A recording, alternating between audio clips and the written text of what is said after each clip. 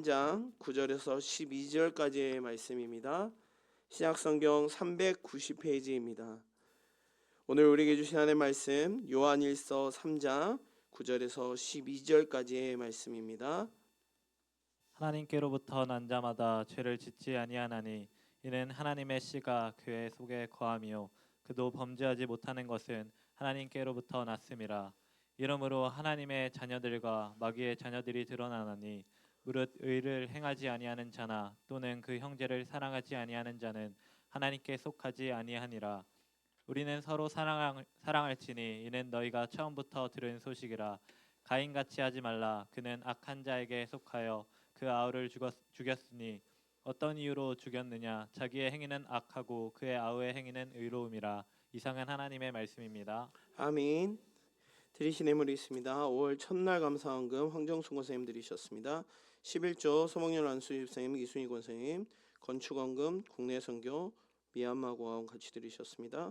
총신대학교 신학대학원 후원헌금 서하영 학생 1000번째 205번째부터 213번째 황정순 권사님, 김재미 손자 680번째 임정환 집사님, 임케이트 집사님, 임정훈 청년, 임윤아 어린이 653번째 김은지 집사님, 김희성 청년 하나님께 드리셨습니다. 하나님 감사를 드립니다. 오늘도 예배 가운데 함께하여 주시고 말씀의 은혜가 풍성한 시간 되도록 인도하여 주옵소서. 특별히 귀한 예물 드린 손길들 가운데 하나님 함께하여 주시고 마음의 소원 들어 응답하여 주옵소서. 모든 것 간구하며 사랑하는 자비로신 예수님의 이름으로 간절히 기도드립니다. 아멘. 할렐루야. 우리 옆에 계신 선생님들과 인사하겠습니다. 잘 나오셨습니다. 우리 한 번 더 인사하겠습니다. 크신 은혜 받으십시오. 오늘도 이 귀한 시간 하나님의 풍성한 은혜가 가득 임하는 귀한 시간 되기를 간절히 소망합니다. 사실 우리가 사람을 보면 잘 알 것 같으면서도 어떤 겉모습으로 보면 잘 알기 어렵습니다. 말투가 좋고 인상이 좋고 또 교회 생활 가운데서 그 교회 생활이 오래 했다고 해서 그 사람의 진짜 속마음을 알기는 쉽지 않죠. 어쩜 처음에는 모두 비슷해 보입니다. 예배의 자리에 앉아 있고 찬송을 부르고 기도도 하고 성경도 듣습니다. 겉으로 보기에는 다 믿음이 있는 것처럼 보입니다. 그런데 시간이 지나면 결국 드러나게 됩니다. 왜냐하면 사람은 결국 자기 안에 있는 것이 따라 살아가기 때문이죠. 농부를 한번 생각해 보면 농부가 봄철이 되면 씨를 뿌립니다. 그런데 특이한 것은, 아니 너무나도 당연한 것은 콩을 심었는데 시간이 지난다고 해서 어느 순간 그것이 벼로 자랍니까? 또 고추를 심었는데 거기서 감자가 나올 수 있을까요? 결코 그렇지 않죠. 왜냐하면 씨라는 것은 반드시 내가 어떤 열매를 맺는 것에 대한 어떤 정체를 드러내기 때문이죠. 비록 처음에는 씨가 묻혀져 있어서 땅 속에 묻혀 있기에 보이지 않습니다. 그리고 어떤 일이 일어난지도 잘 모릅니다. 그런데 시간이 지나면 싹이 나고 줄기가 자라고 열매가 맺히죠. 그리고 그 열매를 보고 나서야 이 열매가 이 씨앗이 어떤 씨앗인지를 우리는 알 수 있듯 사람도 그렇다는 것이죠. 어떤 사람은 지금은 감추어질 수 있습니다. 그리고 잘 포장되어지고 좋은 모습만 보일 수도 있습니다. 그런데 시간이 지나면 결국 드러난다는 것이죠. 왜냐하면 그 사람 안에 무엇이 있는지, 그 안에 어떤 씨가 심어져 있는지에 따라 그의 모습이 분명 드러나기 때문이죠. 오늘 본문에서 요한은 매우 강한 표현을 사용하여 말합니다. 9절에 하나님의 씨가 그의 속에 거하였다라고 말합니다. 이 말씀은 단순히 어떤 농부에 관한, 씨앗에 관한 비유가 아닙니다. 어쩜 당시 요한일서를 읽었던, 받았던 교회 공동체에게 너무나도 중요한 말씀 중에 하나였습니다. 왜냐하면 그 당시 교회 안에는 신앙을 흔드는, 믿음을 흔드는 많은 사람들이 있었기 때문이죠. 어쩜 그들은 입으로 끊임없이 하나님을 안다고 말합니다. 누구보다도 하나님을 잘 알기에 자신들이 영적인 사람이라고 주장합니다. 그리고 빛 가운데 있다고 말합니다. 그런데 그들의 실제의 삶을 살펴보면 그들의 모습은 뭔가 조금 이상합니다. 죄를 가볍게 여기고 순종을 별로 중요하게 여기지 않습니다. 형제를 오히려 사랑하기는커녕 더욱 미워하고 오히려 공동체를 흔들고 성도들을 더욱 혼란스럽게 만들고 있습니다. 그럴 때 오늘 사도 요한이 요한일서의 전체 속에서 끊임없이 계속해서 묻습니다.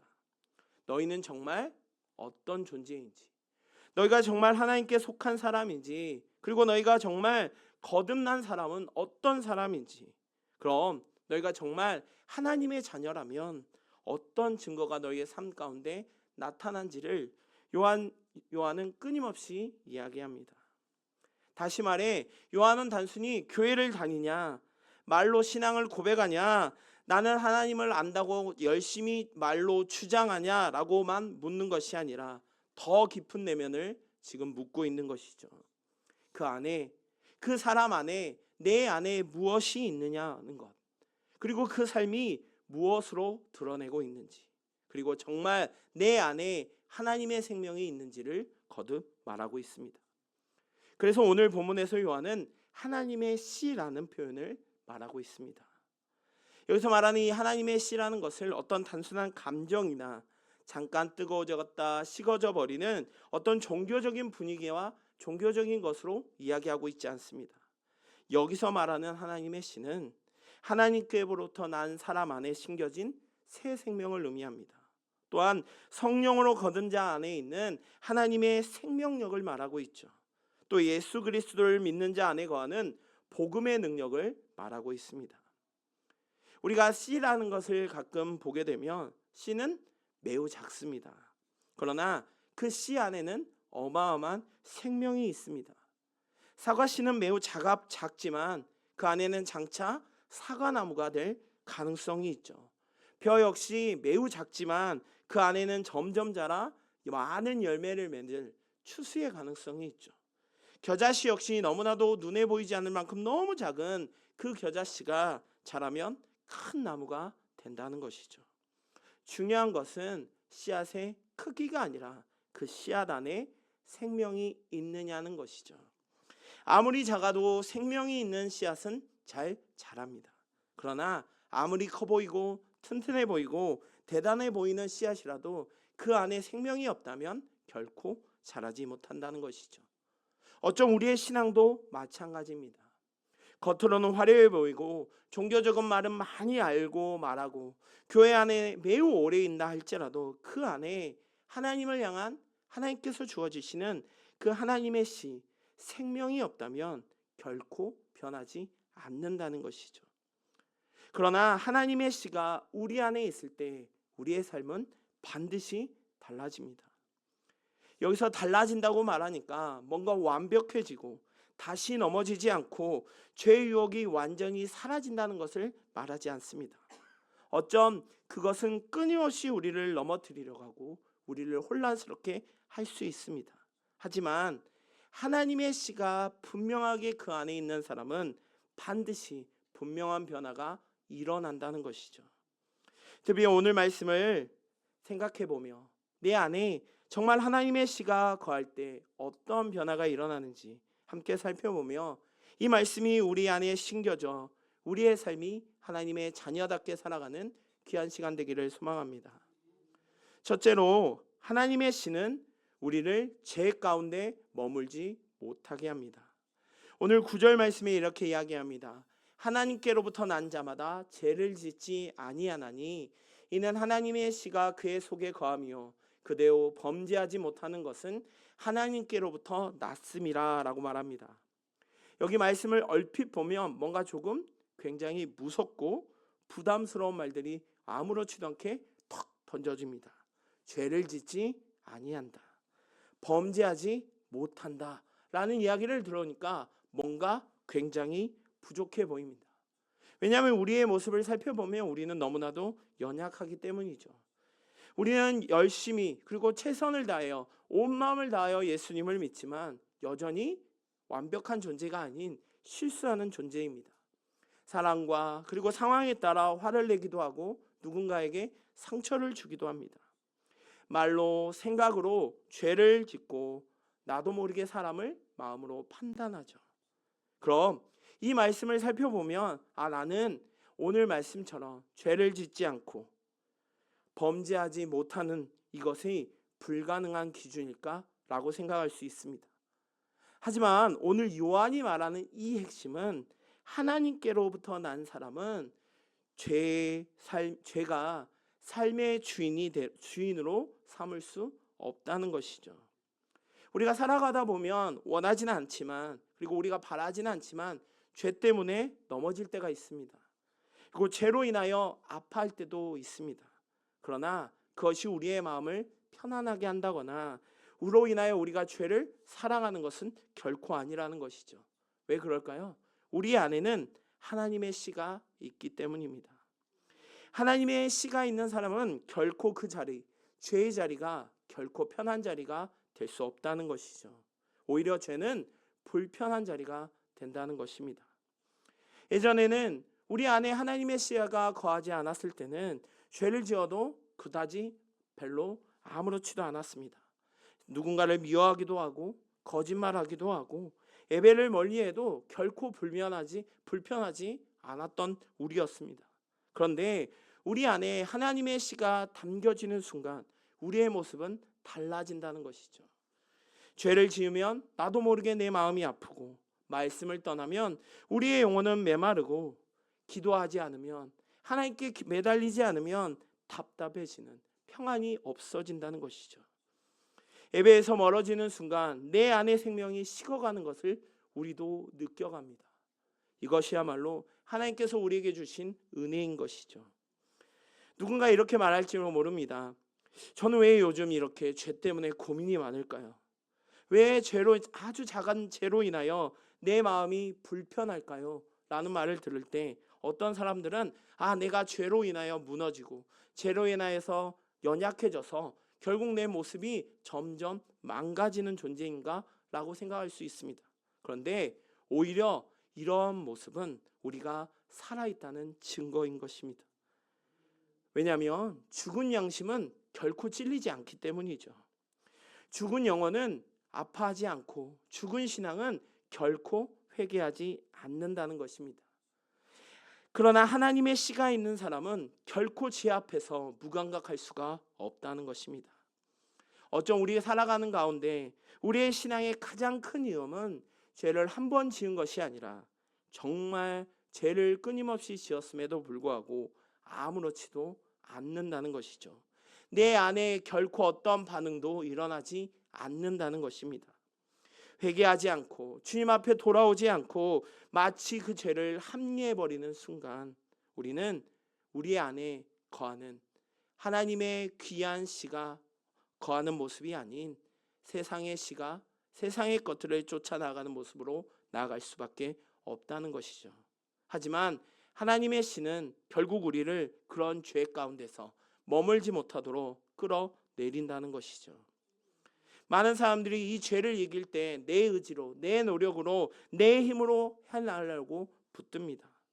그러나 우리는 그러한 결심, 다시는 안 해야지, 이번에는 꼭 고쳐야지와 같은 다짐, 결단만으로는 그것을 할 수 없다는 것이죠.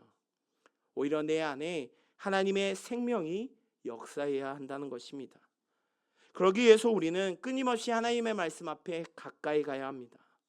기도의 자리에, 예배의 자리에 머물러야 하는 것이죠. 그리고 그 속에서 우리와 함께 하시는 성령님의 도우심을 구해야 합니다. 사랑하는 성도 여러분, 죄를 이기는 힘은 어떤 도덕성이 아닙니다. 하나님의 생명인 것이죠. 하나님의 씨가 있는 사람은 결국 그 씨 안에 거하는 사람은 죄에 넘어질 수는 있어도 결코 죄에게 자신을 내어주지 않습니다. 혹여 무너질 수는 있어도 죄 가운데 결코 눌러있지 않는다는 것이죠. 오히려 하나님의 씨가 거하는 사람은 반드시 하나님께로 돌아오게 된다는 것입니다. 그러므로 우리의 삶을 다시 한번 돌아보면서 우리의 모습이 죄에 머무는 삶이 아니라 하나님의 씨가 내 안에 거함으로 말미암아 그분이 이끄시는 대로, 하나님이 이끄시는 대로 살아가는 거룩한 귀한 성도들 되기를 간절히 소망합니다. 둘째로 하나님의 씨는 의를 행하게 합니다. 오늘 10절 말씀에 이렇게 말씀합니다. 우리 10절 말씀을 다 같이 보겠습니다. 이러므로 하나님의 자녀들과 마귀의 자녀들이 드러나나니 무릇 의를 행하지 아니하는 자나 또는 그 형제를 사랑하지 아니하는 자는 하나님께 속하지 아니하니라. 아멘. 오늘 10절에서 요한은 매우 단호하게 분명하게 말합니다. 어떤 왼쪽이나 오른쪽이나 애매한 중립적인 입장을 제시하지 않았습니다. 오히려 하나님의 자녀와 마귀의 자녀가 드러난다라고 말합니다. 여기서 너무나도 중요한 표현 중에 하나가 바로 이 드러난다라는 말입니다. 드러난다는 말을 살펴보니까 숨겨졌던 것들이 밖으로 보여지거나 알려진다라는 의미가 담겨 있습니다. 결국 오늘 사도 요한이 오늘 마귀의 자녀와 하나님의 자녀가 드러난다고 말하는 것은 단순히 하나님의 자녀는 의를 행하는 것을 넘어서는 의를 행하라라는 권면의 수준이 아니라는 것이죠. 이 말은 신앙은 결코 감출 수 없다라는 것, 그리고 속사람은 결국 겉사람으로 나타난다는 것, 그리고 마지막으로 생명이 있으면 반드시 그에 대한 증거가 나타난다는 뜻입니다. 다시 말해 오늘 요한이 거듭 말하고 있습니다. 하나님의 자녀와 마귀의 자녀가 분명히 드러난다. 어떻게 의를 행하는가, 형제를 사랑하는가에 따라 반드시 드러난다고 말하고 있습니다. 이것은 하나님의 씨가 있는 사람은 그 삶 가운데 반드시 의의 열매가 나타난다는 것이죠. 의가 뭘까요? 물론 여러 가지의 이유들이 있고 여러 가지 말들이 있지만 무엇보다도 의라는 것은 우리가 하나님의 모습을 닮아가는 것이죠. 하나님 앞에서 바르게 서고 하나님의 뜻에 맞게 살아가고 하나님이 기뻐하시는 길을 선택하는 그것이 세상의 기준이 아니라 하나님의 기준을 따라가는 것입니다. 그것이 의를 행하는 것이고 그것이 우리의 구체적인 삶 가운데 나타나야 합니다. 너무나도 당연하지만 정직을 말하는 것, 손해를 보더라도 진실을 선택하는 것, 내 이익보다 하나님의 뜻을 먼저 구하는 것, 결코 죄를 가볍게 여기지 않고 거룩의 모습으로 선택하는 것, 이것이야말로 우리의 삶 가운데 의를 행하는 모습인 것이죠. 하나님의 씨는 우리를 단순히 죄를 피하는 사람으로만 만들지 않았습니다. 오히려 더 적극적으로 의를 행하는 사람으로 이끌어갑니다. 그러기에 신앙은 안 하는 것에 끝나지 않습니다. 죄를 졌지 않고 악 가운데 머물지 않고 죄 가운데 거하지 않는 안 하는 것에서만 머물지 않습니다. 하나님의 자녀는 악을 피할 뿐만 아니라 선을 행하며 나아가야 합니다. 미움을 멈출 뿐만 아니라 미움이 멈춘 곳에 사랑이 시작되어지죠. 거짓을 버릴 뿐만 아니라 진실을 말해야 하는 것이죠. 결국 하나님의 씨는 우리를 의를 행함을 통하여 적극적으로 우리를 순종으로 이끌어가는 것입니다.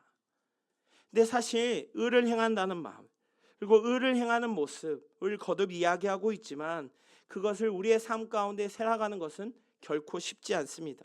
왜냐하면 세상의 모습을 살펴보면 세상은 의보다 실리를, 정직보다는 성공을, 거룩보다는 편리함을 더 선택하는 것 같습니다. 오히려 사랑보다는 자기의 이익을 더 추구하라고 말합니다. 그런데 오늘 하나님의 씨가 있는 사람의 질문은 완전히 다릅니다. 이것이 나에게 유익한 것보다 이것이 정말 하나님 앞에서 옳은 것인지, 사람들이 나를 어떻게 볼까 보다 하나님이 정말 이것을 기뻐하실까를 먼저 보아야 한다는 것이죠. 이것이 하나님의 자녀의 모습인 것입니다. 사랑하는 성도 여러분, 하나님의 씨가 있다는 사람은 결코 완벽한 사람이 아닙니다. 하지만 방향은 분명 다른 사람입니다. 넘어져도 다시 의를 향하여 나아가고 실패하여도 다시 하나님 앞에 굳건히 서는 사람, 약해도 다시 하나님의 말씀 앞에 순종하려는 사람인 것이죠. 우리 안에 의를 사모하게 하고 하나님의 뜻에 민감하게 하는 하나님의 그 놀라운 씨가 내 안에 거함으로 하나님의 속한 자답게 변화되는 삶을 살아가는 우리 귀한 성도들이 되시기를 간절히 소망합니다. 세 번째로, 하나님의 씨는 형제를 사랑하게 합니다. 오늘 11절 말씀입니다. 우리는 서로 사랑할지니 이는 너희가 처음부터 들은 소식이라 라고 말합니다. 앞서서 사도 요한은 여러 가지 이야기를 통하여 하나님의 씨 안에 거하는 사람의 모습을 설명합니다. 그리고 그에 따른 분명한 기준을 제시하고 있습니다. 하나님의 씨가 있는 사람은, 하나님의 씨가 거하는 사람은 반드시 사랑한다라고 말인 것이죠. 어쩜 이것은 단순한 선택이 아니라 명령인과 동시에 증거된 모습입니다.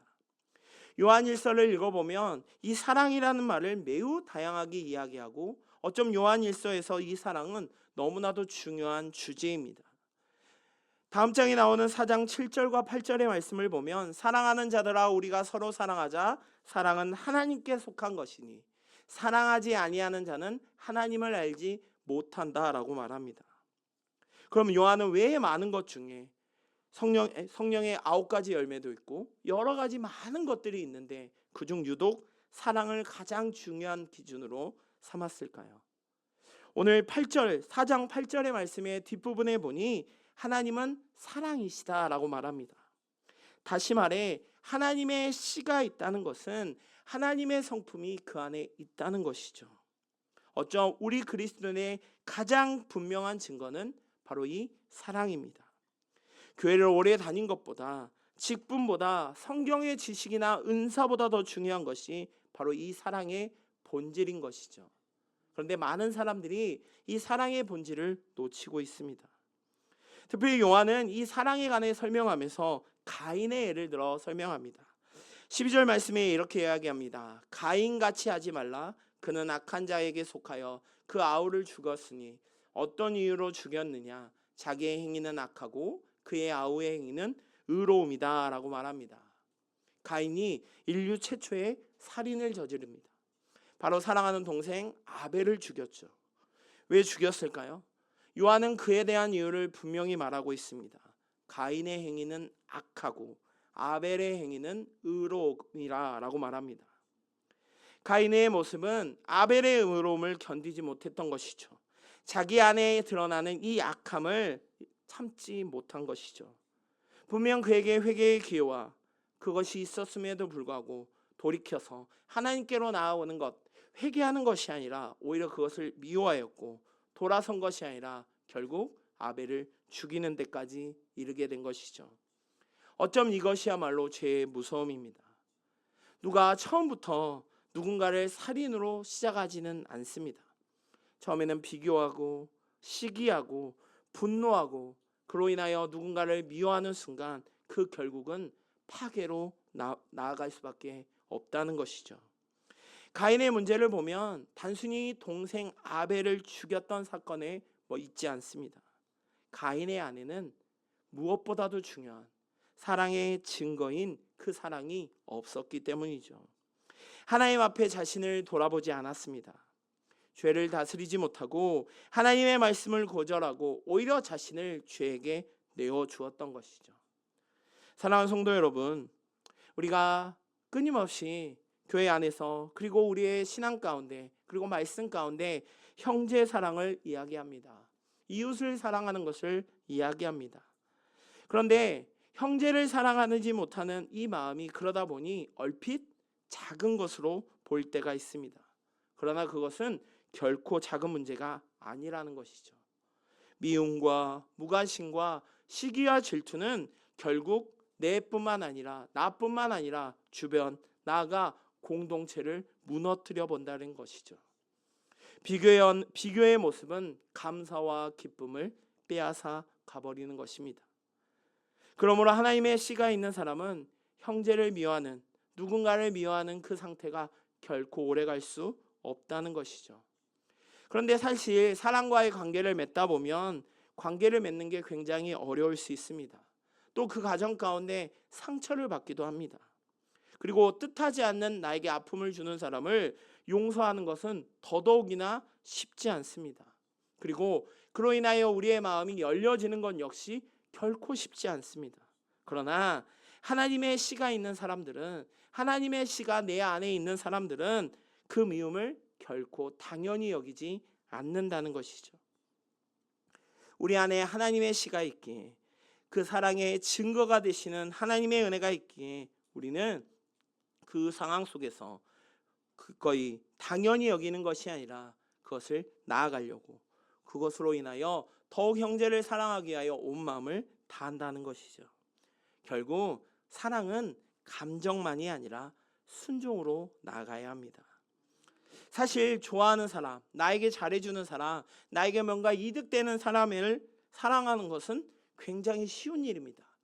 그런데 나에게 어려움을 주고 나에게 힘듦을 주는 것은, 사람을 사랑하는 것은 결코 쉽지 않죠. 상처 준 사람을 위해 기도하고 미운 사람을 위하여 저주하는 것이 아니라 오히려 그를 위하여 기도하는 것, 나와 다른 사람, 나와 생각을 다른 사람들을 품는 것, 공동체 안에서 그 공동체를 위하여 오래 참는 것, 우리는 너무나도 잘 알고 있지만 결코 쉬운 일이 아닙니다. 하지만 이것이 하나님의 씨가 만들어낸 사랑의 모습입니다. 사랑하는 성도 여러분, 교회는 완벽한 사람들이 모여 있는 곳이 아닙니다. 예수 그리스도의 은혜로 말미암아 죄 가운데 죄로 인하여 죽었던 우리를 다시 살려주셨던 하나님의 은혜로 말미암아 용서받은 죄인들이 모여 있는 곳입니다. 그러다 보니 교회 안에는 기쁨과 감사와 은혜가 가득하기도 하지만 때로는 오해와 상처가, 그리고 다름이, 그 속에서 다툼이 있을 수도 있습니다. 그런데 하나님의 씨가 가득한 공동체는 그 연약함 속에서도 결코 사랑을 포기하지 않습니다.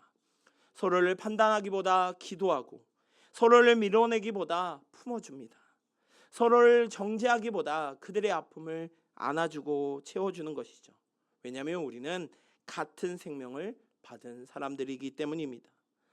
우리를 너무나도 사랑하셔서 우리를 구원하시기 위하여 십자가에 죽으시고 부활하셨던 그 놀라운 하나님의 사랑으로 값없이 받았던 그 구원의 은혜를 받았기에 우리는 그 속에서 한 몸으로 나아가는 것입니다. 그렇게 우리가 형제를 사랑하는 것은 선택사항이 아니라 하나님의 자녀된 증거인 것이죠. 사랑하는 성도 여러분, 우리의 신앙의 가장 확실한 증거는 사랑의 모습입니다. 그런데 우리가 여전히 미움에 머물고 여전히 우리가 세상의 것을 쫓아간다면 우리 안에 거하려고 하는 하나님의 씨가 결코 우리 안에 거할 수 없습니다. 하나님의 씨가 내 안에 거함으로 우리 매 순간순간마다 형제를 사랑하며 살아가는 귀한 성도들 되기를 간절히 소망합니다. 오늘 함께 읽었던 요한일서 3장 9절에서 12절의 말씀을 보면 요한은 우리에게 하나님의 씨가 있는 사람은 분명 다르게 살아감을 말하고 있습니다.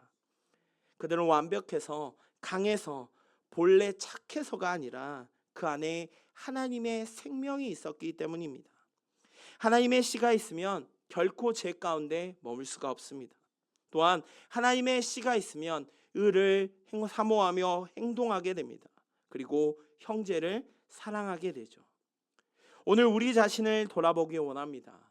우리의 모습 가운데 우리는 정말 하나님을 안다고 말하고 하나님의 뜻을 쫓아 나아간다고 말하며 하나님을 너무나도 사랑한다고 말하지만 정말 나도 모르게 나는 정말 죄를 가볍게 여기고 있지는 않습니까?